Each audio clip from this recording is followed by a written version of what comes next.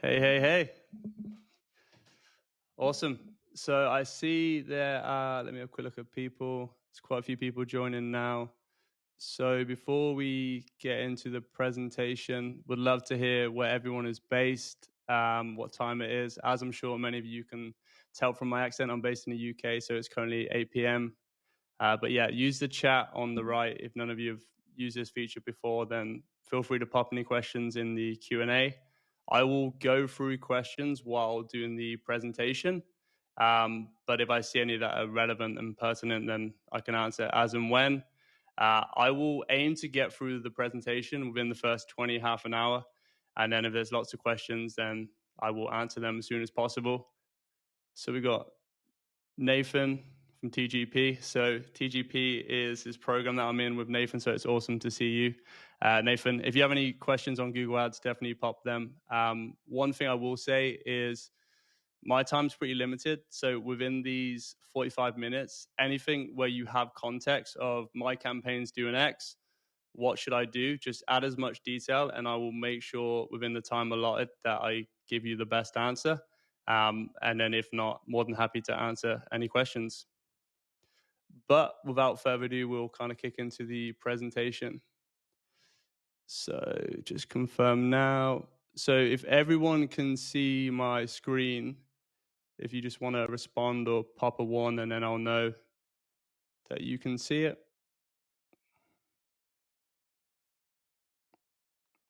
I'm going to take that as a good, but if not, then we'll kind of move forward. Perfect, seeing it. Awesome. So other question just to pop in is what your job title is, what your role, whether you're in-house, agency, freelancer, or how you're involved in the Google Ads. The goal of this presentation is, as I've promised, to master for B2B SaaS. So if you aren't involved with a B2B SaaS company, this won't be fully relevant. Secondly, if you're not managing Google Ads, it won't be relevant. But what I can promise you is at any moment when you are investing in Google Ads, you can come back to this resource, and this will give you the 80-20 of what you need to do to drive pipeline and revenue. And I don't like to give intros and kind of toot my own horn, but I started off managing Google Ads around 6-7 years ago. And in that time, I've worked in-house, I've worked at an agency or multiple agencies, and now I work as a consultant. So I have seen a lot of B2B SaaS accounts. And although I may have not driven pipeline and revenue for all of them, I've got a pretty good idea of what it takes to drive pipeline and revenue. So the first question to address, which is probably the most common, is should you advertise on Google Ads? Now, there are quite a lot of misconceptions when it comes to Google in terms of as a platform and what it does and whether you should advertise on Google. So if you have paid media spend and it's been approved and you want to invest into Google, 3 things that you want to look at. One is search volume. This is quite self-evident, but you need a certain amount of search volume, which could then obviously turn into clicks, which will then turn into conversions, and then will progress down your funnel. The easiest way to figure this out is to look at your high intent keywords, which I'll cover in a second. The second stage, and this is probably the hardest one to understand, is that you have a known category. So if you have created a category which doesn't have search volume, or if what you provide as a software isn't well known, then you're really going to struggle to get Google Ads to work and to make it profitable. It doesn't mean it can't work. It just means it's going to be a pretty uphill battle. And you're probably better spent, as I put here, focusing on paid social for awareness, running retargeting, running incentivized gift card campaigns, running another channel prior to using Google Ads to capture demand. The next thing is budget and CPCs. So this one's pretty difficult to give a hard and fast rule, but what I will say is at the very minimum, if you know how much you can pay to acquire a lead, that being someone to book a demo or to start a free trial, then you can figure out if it will be a platform for you. And this evolves over time. So if right now your ACV is 10K and then it goes up to 20K, that's a lot different. If your average contract values in the low hundreds or the low thousands, then you're going to struggle with Google Ads, not as much as, for example, paid social with LinkedIn. But Those are the three kind of questions to ask yourselves. And I'll have a look at questions. If anyone wants to pop a specific around any of these three, I'm more than happy to answer it.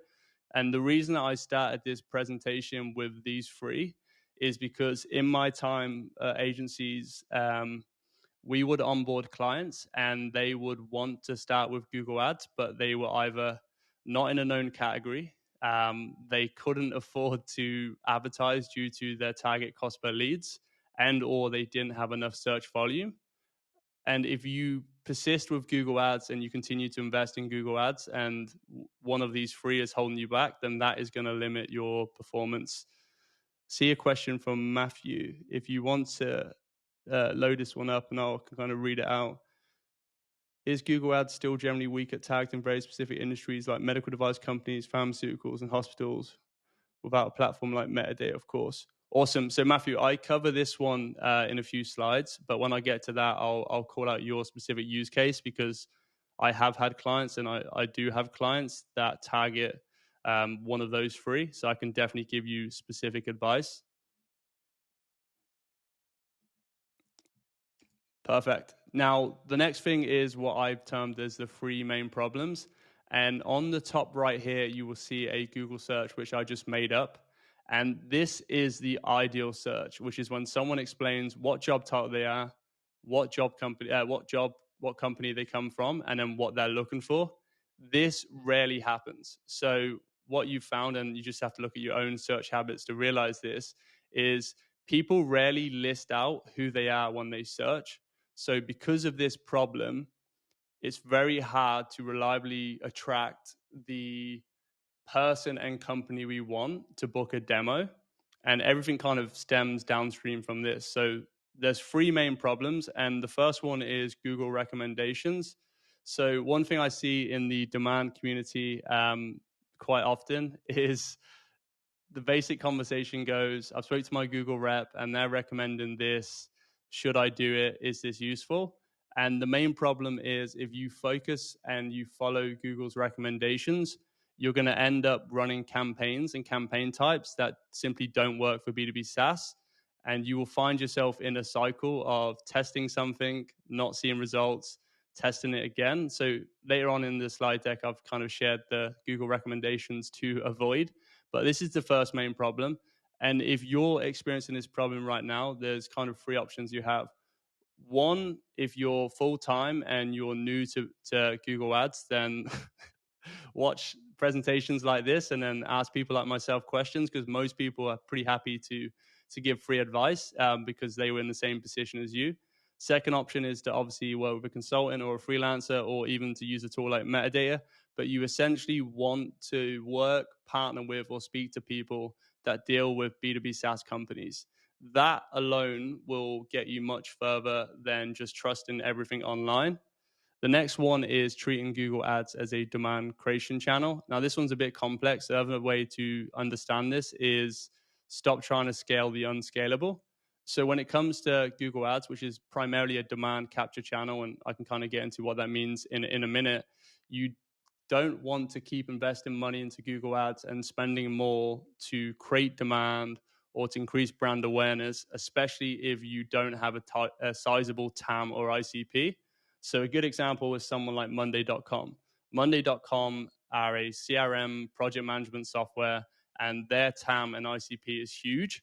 So what you normally find is the example where Monday.com spent an inordinate amount of money to advertise on YouTube as an awareness play, and they ran the same ad to the same audience.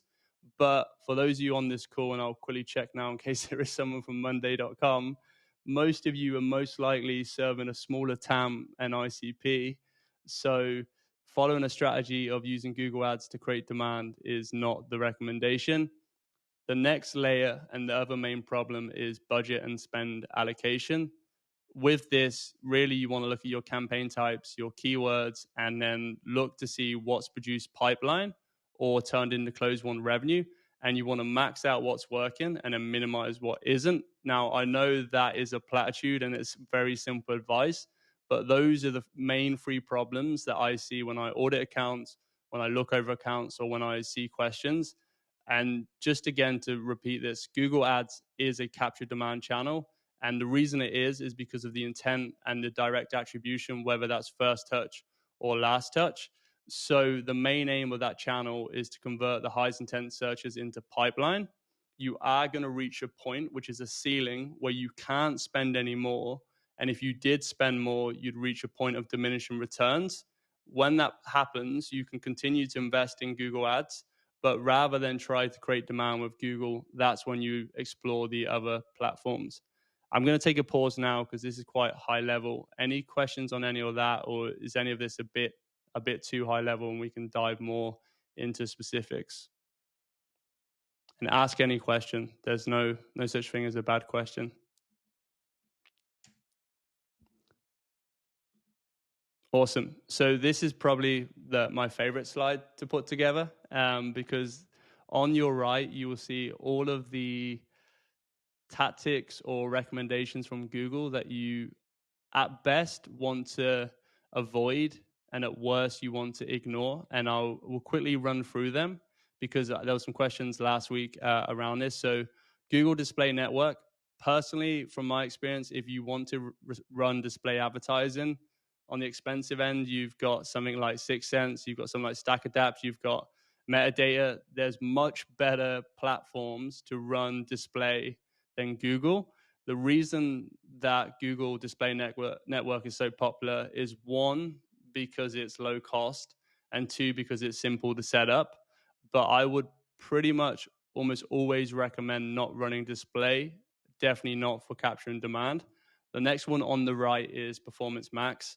Now, I've never seen it work, and I've also audited and onboarded accounts where they've spent thousands and thousands. I would avoid Performance Max. Now, I didn't say this at the start of the talk, but this is obviously based on my experience and conversations. There's always an exception to the rule, but the exception to the rule proves the rule. If you have a Performance Max campaign, which is producing pipeline and revenue, and you can directly attribute it back, then obviously ignore and do not turn off your Performance Max. But personally, I would avoid it.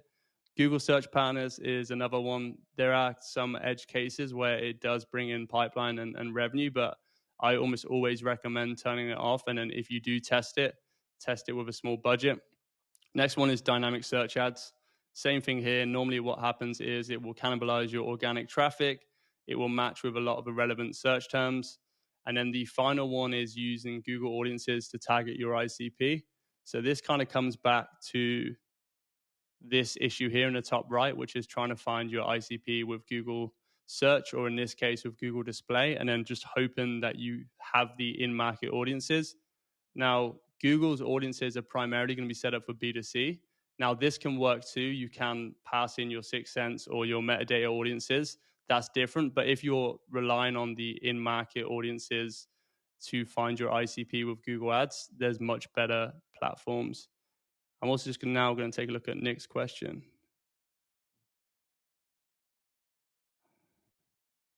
So I will have execs ask me why I can't scale spend when we only have absolute top impression share of, say, 15%. Think we are missing out on 85% of impressions of the keywords we were bidding on. However, I try and explain there will be diminished returns because the number does not take into account intent and the quality of user. What data do you use to determine when you've reached a ceiling based on your current campaign structure?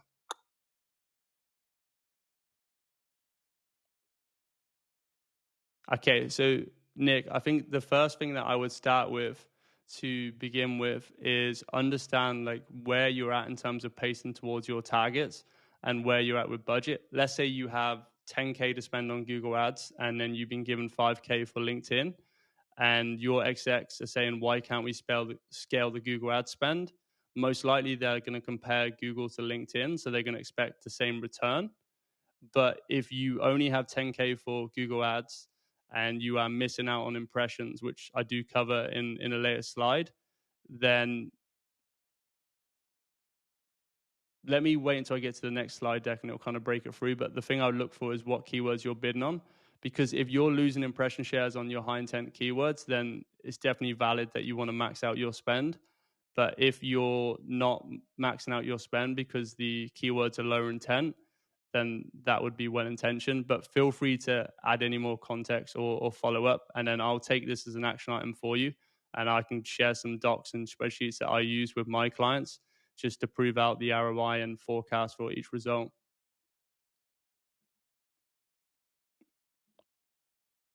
And let me know if that answers your question, because if it didn't, I can definitely expand more. Awesome. So this is kind of following from your question, Nick, which is just the 4 campaign types. Now, there are more than 4 campaign types, but these are the 4 that I've seen work best. And I'll go from left to right to bottom left to bottom right. But really, Google Ads is essentially the traffic, and you qualify that traffic by the keywords you choose and the search terms you trigger, which is based on your keyword selection and match type. And the thing to think about is you pay for search terms. So if any of you have been managing Google Ads for more than a few years, you'll realize that over time, Google matches more search terms with your keywords, and more the search terms are becoming hidden. But as it currently stands, one of the only ways for B2B SaaS that you can control who sees your ads is your search terms and your keyword selection. And then, of course, some form of negative audience. So from left, the high intent. Now, everyone varies with how they define high intent, but I would essentially say it's your category, software, platform, tool. These are your modifiers, your SEO money keywords, the keywords that imply some form of intent where they're searching for your solution. And then there's also a modifier around software, platform, and tool.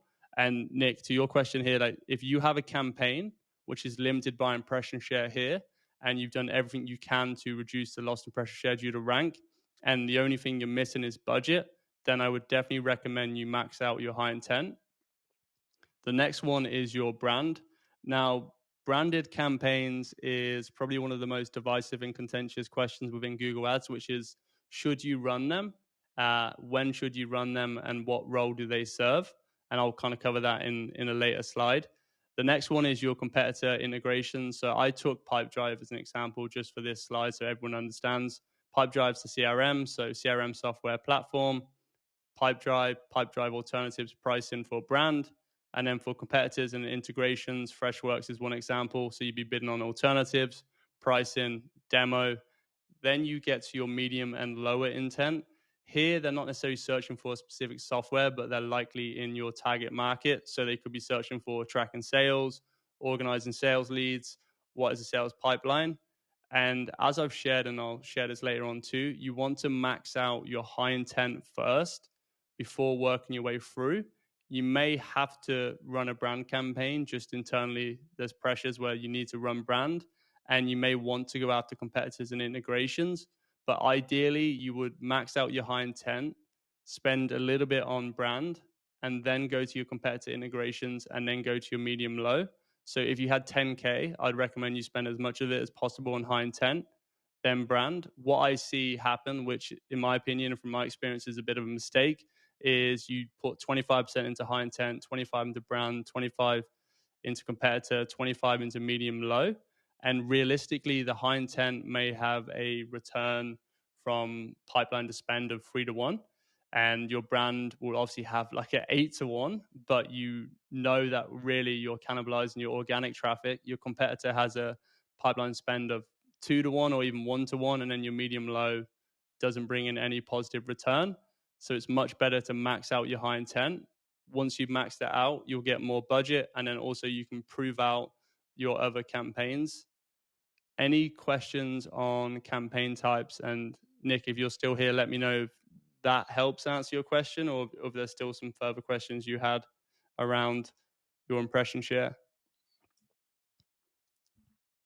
So this slide essentially covers what I've termed as the 80-20 of paid search. So as I mentioned, you want to max out your high intent campaigns. And the reason I'm hammering this home again and again is because if your high intent campaigns are producing pipeline, whether that's trials that lead to close-won customers, or if you have a sales-led motion that's leading to SQLs, ops, and then customers, and you're not spending as much money on these, and you have like 10% lost impression share due to budget, or 30 or 50, that is money on the table, opportunities on the table that you could spend the branded campaigns, and I've shared some resources, and at the end of the call and in Slack, I will share all the resources mentioned. But there's really 6 benefits to brand and 3 drawbacks. And one thing on the branded campaign, and this is definitely unpopular, but I'll just say it because it's what I've experienced. If you're not an agency or you're not a consultant or a freelancer, you don't need to run branded campaigns to prove the ROI of your Google ads. It's kind of like a dirty little secret that a lot of agencies will run branded campaigns because they can prove the return, and that makes your Google ads campaigns look good. And then your non-branded may not be performing as well. But really, one, you want to separate your branded campaigns, but two, you want to look at your auction insights. You also want to search around and look to see who's bidding on your brand. And you also want to figure out how much they're spending and if they're actually getting a return. And I can promise you, from looking at over maybe like 100, 150 B2B SaaS paid search accounts, competitor campaigns, which I've mentioned below, are really hard to get to work. It's not as simple as I'm sure some of you know of just bidding on your competitor keywords, sending them to a landing page, and then you get demos booked, which is why I put it here as focusing on testing competitor campaigns once you've maxed out high intent. There is an exception to a rule. I did an audit of an account for someone actually in the demand community a few days ago, and they were going for a competitor first strategy where they weren't even focused on high intent. And that was because they were in a new category and there were lots of competing solutions. And it was really down to they all the same features. The only real difference was pricing and then just stage of awareness. So in that case, it makes sense to show up when people were searching. Matthew, is there a good way to run competitive ads if you can't use your competitor's name in the ad copy? I tend to always get poor ad quality ratings if I omit keywords from the ad copy. This is a great question. So, Matthew, I presume you're the company you work for. Let me look at people, see if I can figure it out. Okay, Matthew, I don't know who you work for, but definitely DM me after because, like I said, I've got a client. I doubt they compete with you and I can help you. But if you can't use competitor names in the ad copy, the first thing to check is anything I say here is not legal and compliance advice. But if you can misspell or use a pun in the name and it doesn't get hit with copyright, do that. Second thing, if they have copyright in one country but not another, then use their name in the other country. So again, a client had it where funny enough, he had 2 accounts, 2 campaigns. One was UK, one was US, and the company had copyright in the UK and not copyright in the US. And realistically, it's because it's much more expensive to get copyright in the US. So they ran a US competitor campaign using their name in the ad copy. UK, they couldn't. But in the UK, you can still use some form of a pun. And then as for your poor ad quality ratings, look, like you're not going to get a quality score of 8 out of 10, 10 out of 10 on a competitor campaign. If you're at around 3 or 4, that's a good sign. But deeper than that, I wouldn't necessarily worry about your quality score as the measurement to optimize for, provided you are matching the intent in the ad. So let's say, for example, they're looking at competitor and you have your competitor name versus, and then you have a pun or some clear way of showing that it's the other company, or you have the category, and then you send them traffic to a competitor page, and that competitor page compares them with the competitor. That is the best starting point. Let me know if you have any other questions, but I would definitely say that if you can't run competitor ads with the competitor's name, it's not like you shouldn't run competitor campaigns. You just have to get a bit more creative with how you run them, and more than happy to answer any questions about that. Awesome. Next one is match types. And again, I will speak in generalities, as in like, don't do this, make sure you don't do this, but there's always exceptions to rules. From my experience, you almost always want to use exact match, almost always want to use phrase match, and almost never want to use broad match. And this is another really common one, which I think comes from Google. Well, I don't think, I know it comes from Google, which is they will always recommend that you test out broad match. And this little diagram on the left, you'll see on the left here, actually says reach, and then on the right is relevancy.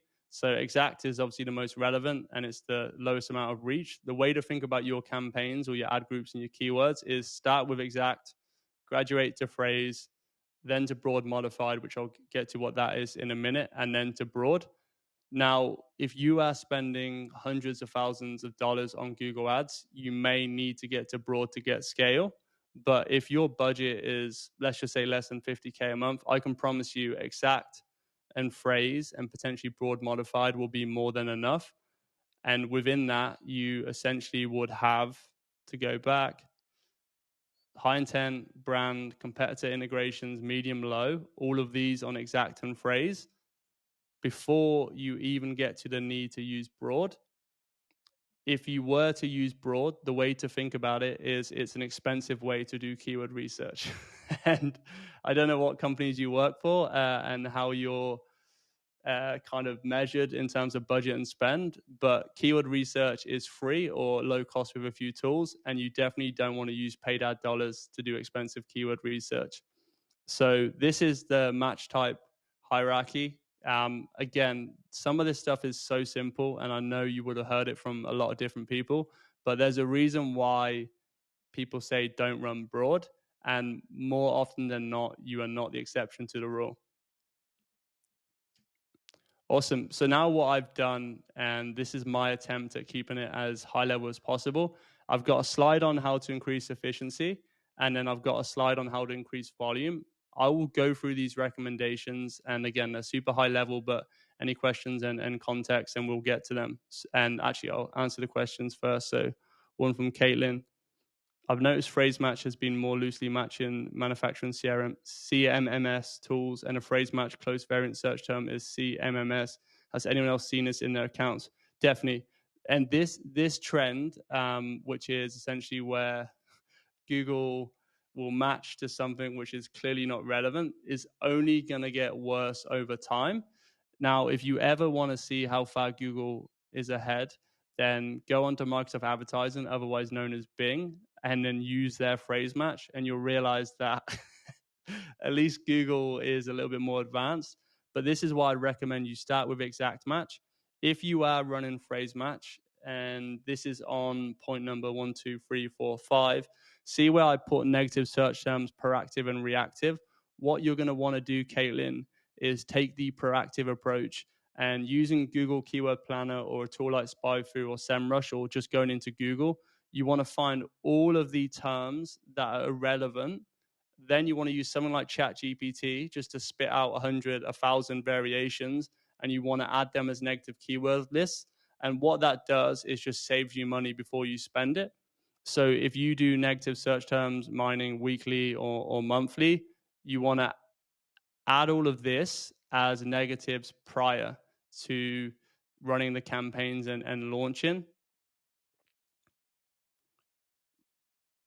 Yeah, and just to cover, if you have questions, we're going to use the Q&A feature. So where you have the chat, there's one called Q&A. The reason you use a Q&A is it pops up on the screen, and then it's a lot easier for the recording. But I'll answer Michael's question, and then hopefully everyone can use the Q&A box. So I'm having a hard time reaching my daily budget. I'm running a really defined campaign. Should I expand all my winning keywords to phrase match? So, Michael, if you are reaching your daily budget, it's giving you the performance you want, then yes, I would expand all of your winning keywords to phrase match. And I would start with your high intent, like CRM software, CRM platform, or whatever your case is, and do it bit by bit. And you have two options. You can duplicate a campaign and have a match type specific campaign, but I'd recommend instead you just duplicate within the current ad group, just for simplicity. Now, everyone has their own way of structuring campaigns on Google Ads. Some people will do single ad group match types. So you'd have one for phrase, one for exact. Some will do bundle it all together, and some will do multiple campaigns. From my experience, over time, the simplest is the best. So both match types can be in the same ad group. I would expand your winning keywords to phrase match, do it slowly. And as Caitlin has pointed out with her question, you want to make sure you look at search terms and negative keywords, because depending on the keyword you're bidding on, there's going to be some irrelevant search terms that show up. Let me know if that answers your question. So increasing efficiency, Google Ads to super high level. So first thing is split out your campaigns by match type and device. Now, a lot of this is predicated on the fact that you need to become more efficient. And if you need to become more efficient and you have campaigns that are converting, that they're bringing in demos, but you're paying $500 or $750 and you need to get them down to 300 or 400, the way to do it is to split out your campaigns by match type. But this is like the further layer of optimization. So don't start by splitting out your campaigns by match type if it's not working. But if it is, you'd split out by match type and then you'd also split out by device. So you'd have a desktop and a mobile. This is definitely not mandatory. Now, if you were going to pick one of these to start with, I would run a desktop campaign and or an exact match. So in terms of starting with efficiency, you wouldn't run on mobile and you wouldn't run on phrase match and or even broad match.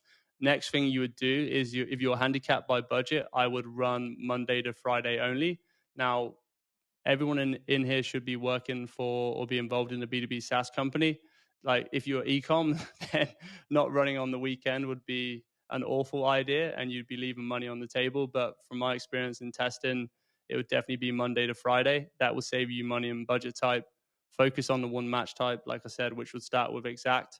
Now, one of the kind of objections, questions you get around match type is that the exact match is more expensive. Exact match is definitely more expensive as a CPC if you just look at it from keyword and that cost versus the phrase match equivalent.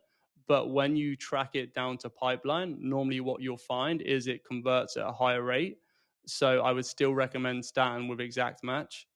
This one, the next one along, is just pretty straightforward. If you have a campaign, ad group, or keyword that hasn't produced pipeline in the past 90 days or 365 days, this obviously depends on your sales cycle. If your sales cycle is 2 months, then you probably want to look at 90 to 120 days. If your sales cycle is 6 months, maybe 365 days or even longer. But provided you can look at it through this lens, it's a pretty simple decision. If a keyword, campaign, ad group hasn't produced pipeline, then pause it and turn it off. Now, this is always easier as a recommendation when you're not the one that set up the campaign. Because what I found with anything paid related, but especially, let's say, Google Ads, is you become attached to keywords because you think they should work and they should produce pipeline. But if it hasn't, then definitely pause it. Awesome. Next one, as I mentioned, is negative search terms. So you want to be proactive and reactive. I mentioned this with Caitlin's question, but add as many negative search terms before you launch campaigns and after. I mainly do this weekly, but if you don't have the luxury of time that I have, then at a worst case, on a monthly basis, you want to look through all your campaigns and your search terms and add them as a negatives. And when you find a search term, don't just add it as a phrase match, but look a little bit deeper to understand what other terms can match with that keyword and then add that as a negative. And then finally, if you need to increase efficiency, just turn off your medium and low intent campaigns and turn them back on. So, for example, in the summer, normally with seasonality, demo volume's down. So keep your high intent campaigns on, turn off your medium and low intent. Next one is volume and scale. So this is where I kind of contradict some of my more prescriptive advice, but you have broad match discovery, which I'll explain what that is, industry specific campaigns. Now, most people don't search and label their industry, but to go back to Matthew's question around medtech, medical device, there is going to be search volume around specific industries, and you can have that as a specific campaign. Another one is additional languages and regions. So if you're running for North America and you're struggling with volume, then just test out an additional region and or language. Now you'd have to get it translated, but that would be the next way to get volume and scale. Smart Broad campaign, broad match discovery and smart broad. I think with time constraints, I've put some resources below. You could test Microsoft advertising. I will say that this is more of a last resort, but especially certain industries and ICPs, they are pretty active on Microsoft advertising. Definitely don't start with phrase match keywords because they're a lot worse than Google. And then finally is the RLSA campaigns. I always struggle saying that word. With these, you are remarketing your website visitors. So let's say someone visits your website in the past 90 days and then you target them with a keyword. This will help, and it is a high performing for campaigns, but I would definitely start by maxing out your high intent. Awesome. I'll run through this one pretty quickly. Which bidding strategy should I run? So smart bidding is definitely the destination in terms of you. If you can and you have enough conversion volume, you want to get to smart bidding. But I would always start with manual CPC or maximize clicks with a bid limit for your non-branded high intent campaigns. And then if you have enough conversion volume, move to target CPA. And if you have your pipeline stages filtering in, you can test out conversion value to optimize. But I almost always start with manual CPC. And then for your brand, you most likely want to test manual CPC versus target impression share. And then when possible, if you're going to test any bidding strategies, just run it as a Google experiment. Awesome. Just going to look at the question. Any advice for this scenario? You're bidding on API documentation service, but a search term report keeps showing your ad is displaying for OpenAI API documentation or Asana API documentation.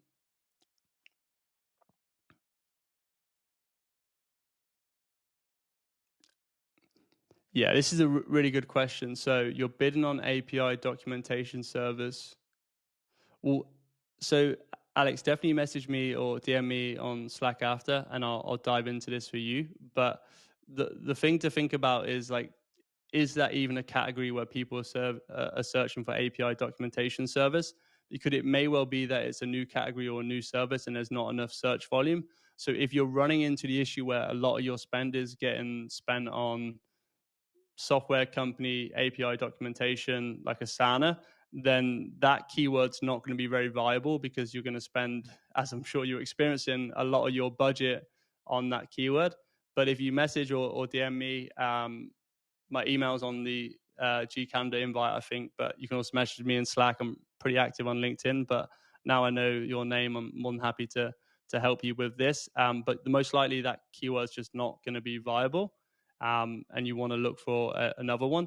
And this kind of, Alex, I know this is probably not the insight you wanted, but this goes back to the point I had. Let's find it around, where is it? Having a known category. If the company you work for provides API documentation services and it doesn't get a lot of search volume at the moment, obviously start with exact match. But it may well be that right now you can't reliably spend enough on Google Ads due to either your search volume, your budget and CPCs, or the fact that it's not a known category. And instead, you want to focus more on paid social for awareness. And then over time, that category become more popular. But that's definitely a valid concern. And you can't add every company that exists and then the API documentation service. So it'd be a lot more difficult, but more than happy to answer that. Now, this is just a super high level one. I know we're coming up on time. So dedicated landing pages, consolidate your CTAs, match the keyword, focus on above the fold. This is the area, which is the post-click experience, which definitely gets neglected the most. But for every campaign, ad group, and keyword you have, you want to spend as much time on the landing pages. This next one is another one. Import your CRM pipeline stages and add micro conversions. So whether you're using Metadata, you have HubSpot CRM, Salesforce, or you have Pipedrive and you're using Zapier, you want to make sure that you can import your pipeline stages into the ads platforms. Then one, you get visibility, and two, over time you can optimize. So let's say you have a demo form fill, and then in platform is a lead, and then it's an MQL, SQL. Add all of those conversion stages into your accounts, and then at a keyword level, ad group level, you get full visibility.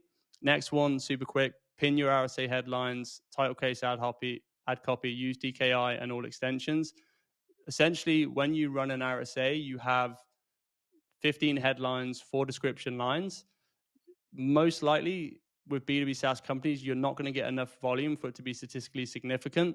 So you want to pin RSA headlines. And I've added this into the resource section, but headline 1 covers the intent. Headline 2 is outcome benefit. Headline 3 CTA. And then you want to have one ad with 3 pinned headline 1s, 3 pinned headline 2s, 3 pinned headline 3s.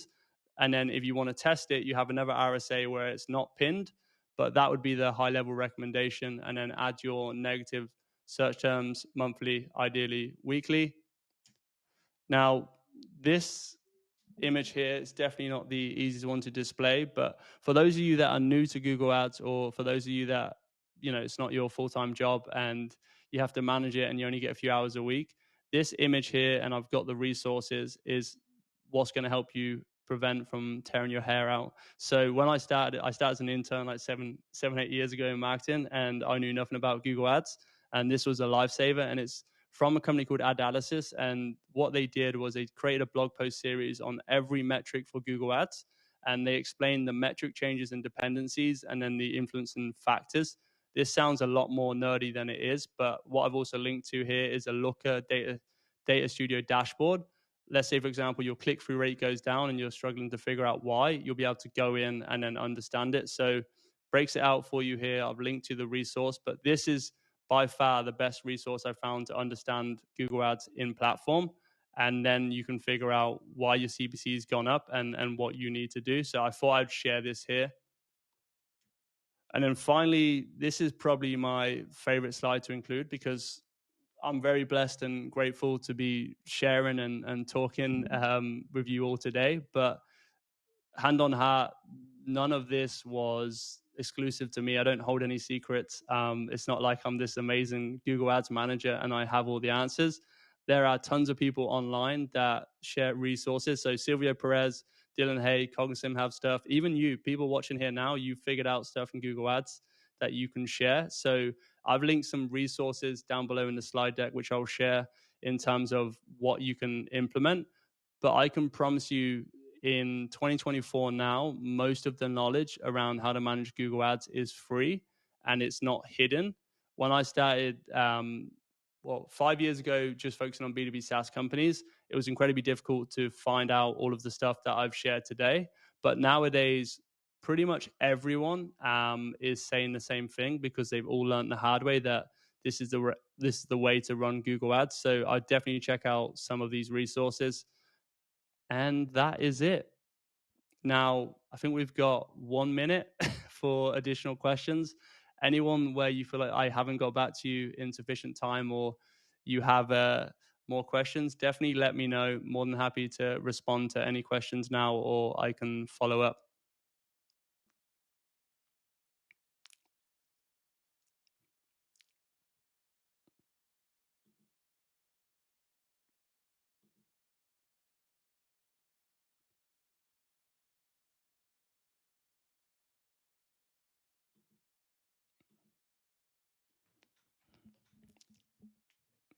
Yeah, any more questions, definitely pop up. Matthew, definitely reach out to me, because I feel like I could help you. Caitlin, I feel like I answered your question, but if there's anything more, then let me know. Michael, again, I feel like I covered yours, but if there's nothing, then let me know. And then I believe, let me find the question. Nick, your question was definitely more context specific. So I'm going to copy this now so I can reread it at a later date. But if you have any follow-up questions, I'm in the Slack community, pretty responsive, especially if it's just a little DM. And then I will share all the resources, the slide decks, and then any follow-up questions you have, definitely send them across.